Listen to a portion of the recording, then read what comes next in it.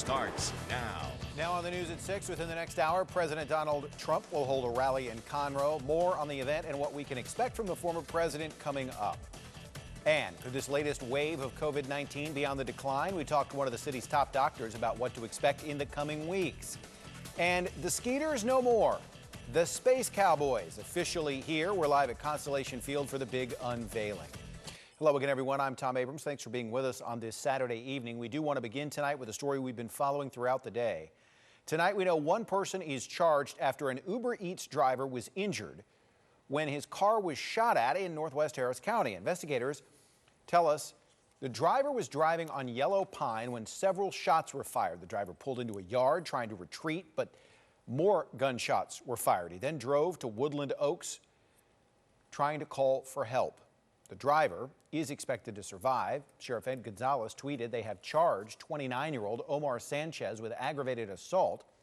Court records reveal he was out on bond from a theft charge in December. Investigators are still working to learn if that shooting was targeted or if it was random. And this weekend, we continue to follow the fallout after 3 officers were injured in a shootout this week. Tonight, we know the man accused of shooting those officers is charged with 3 counts of attempted capital murder.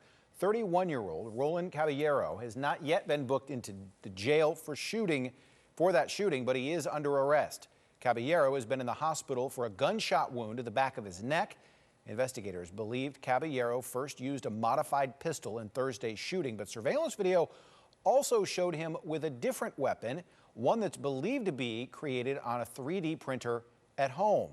They call it the ghost gun, the untraceable gun. Because it doesn't have a serial number. It was made at home. If he can 3D print this stuff, he can sell it, and he can sell it to a lot of people.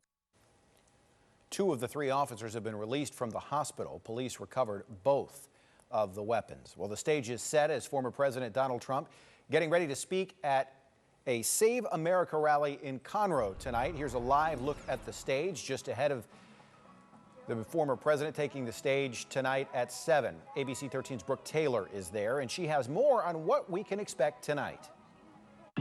Thousands of supporters behind me getting ready for former President Trump to take the stage.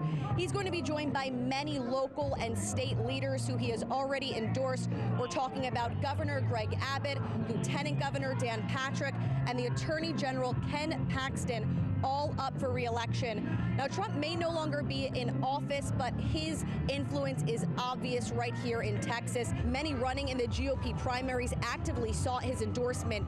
The significance here is that Montgomery County is the Texas county that performed best for Trump in 2020.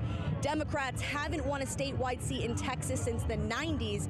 Now, since they controlled redistricting, it's maybe hard for the Democrats to gain any control in the House or Senate or flip any congressional seats, but Democrats are staying hopeful. Governor Abbott and Attorney General Paxton both facing tough challengers. They know, though, in order to win those far-right votes here in Texas, they need Trump's support. We spoke with the Texas chair of a new independent party, Bill King. If you look at most of the polling, he has a positive approval rating with Republican primary voters, typically in the 60–70% range. So if you're running in the Republican primary, you've almost got to have his blessing. And many Republicans joining that new party. We just heard from Donald Trump Jr. Coming up at 7 o'clock. We're expected to hear from the former president and those local and state leaders. We'll bring you that later tonight on ABC 13. In Conroe, I'm Brooke Taylor, ABC 13 Eyewitness News. Across Texas, hospitals have few ICU beds available as COVID-19 cases remain high and staffing shortages are a challenge. But there is some good news. The number of hospitalizations and new COVID-19 cases here in the Houston area have begun to decline. ABC 13 reporter Roxy Bustamante joins us with more from one of Houston's top doctors about conditions possibly improving in the coming weeks. Roxy? That's right, Tom. Dr. James McCarthy with Memorial Hermann says that the numbers are trending in the right direction, but it is a slow decline. But this also could mean that this latest wave is phasing out. It's a tremendous relief to be feeling like we're on the downhill slide for this wave. Dr. James McCarthy, Chief Physician Executive for Memorial Hermann, says healthcare workers in the Houston area are collectively breathing a sigh of relief as COVID-19 cases are starting to slowly decrease. He says Memorial Hermann Hospital System is seeing a 10% decrease in its hospital inpatient numbers since hitting its peak about 2 weeks ago. According to the Texas Medical Center, Houston area hospitals saw a 0.08% decrease in COVID-19 hospitalizations last week. Harris County Public Health reporting its positivity rate still sits at 27.7% as of Friday, and the COVID-19 threat level remains at the highest level, red. Dr. McCarthy says he anticipates those numbers and the number of new COVID-19 cases to continue to decline based on the latest data coming in from this week. All of the indications that we're seeing, the testing positivity, the number of new cases, all of those are trending down. Also very comforted by what we're seeing in the city of Houston's wastewater data, where they've shown a dramatic drop in the viral load locally over the last couple of weeks. And that we've used that as an early indicator for what's going to happen with hospitalizations over the weeks to come. So we're feeling very optimistic that we've crested this wave. We feel like the hospitals have weathered this storm again.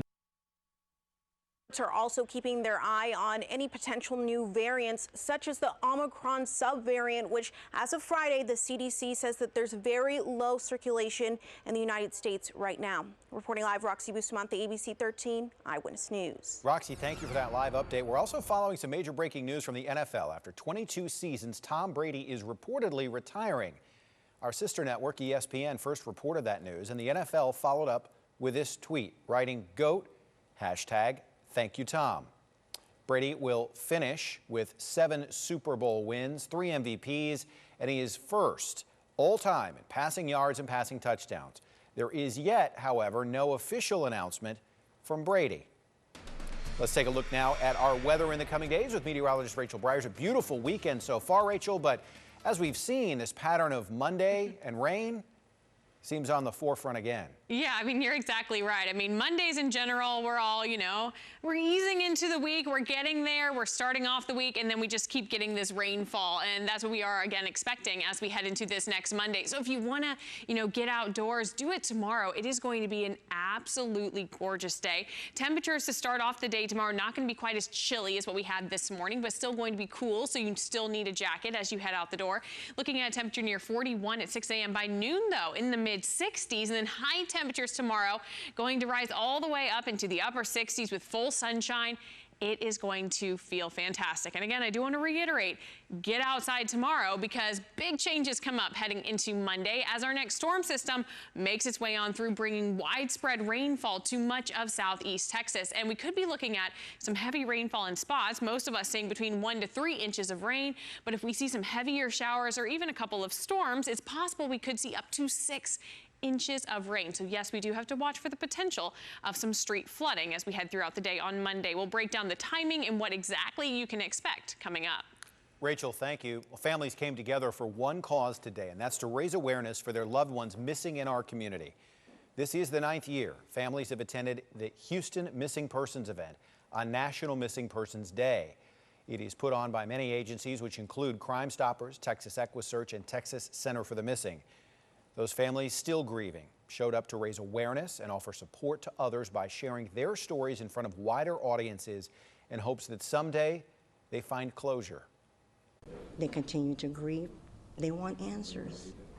They want answers. And with the help with the media, the public, you see something, you say something. You see that flyer, share it. You know something, call the police. In 2015, then Mayor Anise Parker proclaimed February 3rd as Houston's Missing Persons Day as a tribute to local missing teen Alexandria Lowitzer, who has been missing since 2010. And this weekend, many of us are gearing up for the start of the Lunar New Year. This is video from the celebration of the Year of the Tiger at Lucky Land. The North Houston amusement park replicates historical and cultural sites in China. It's hosting 2 weekends of lion dances, magic, kung fu, and more. Tickets are $5 and $10 for kids 3 to 12. Next, a Sonic employee survives a car explosion on the northwest side. What officials say may have caused it, we'll have that information just ahead.